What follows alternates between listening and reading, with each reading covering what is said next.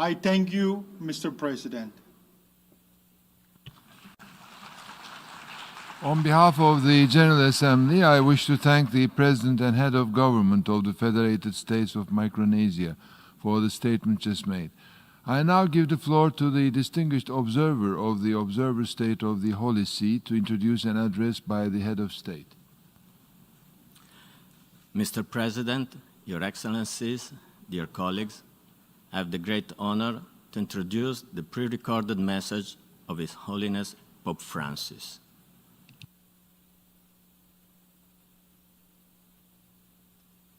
Señor Presidente. President, peace be with you all.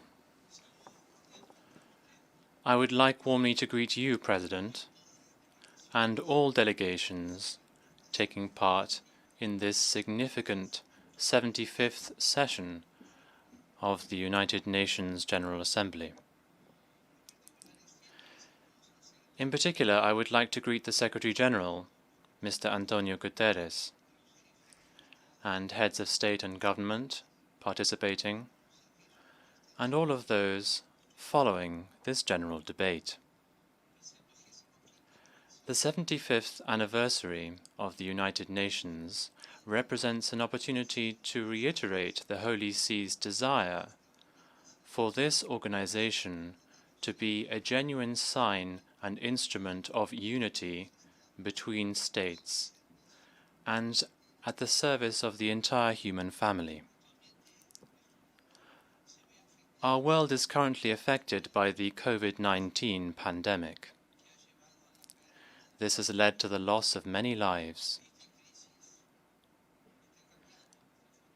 This crisis is changing our way of life, calling into question our economic, health, and social systems, and exposing our fragility as creatures. The pandemic indeed calls upon us to take this testing time as a time for choosing, the time to choose between what really counts, what really matters, and what doesn't matter so much, to separate what is necessary from what is unnecessary. It may represent a genuine opportunity for transformation, for us to rethink our lifestyles and our economic and social systems, which are only widening the gap between the rich and the poor, as a result of an unjust distribution of resources. But it can also be a possibility for withdrawal,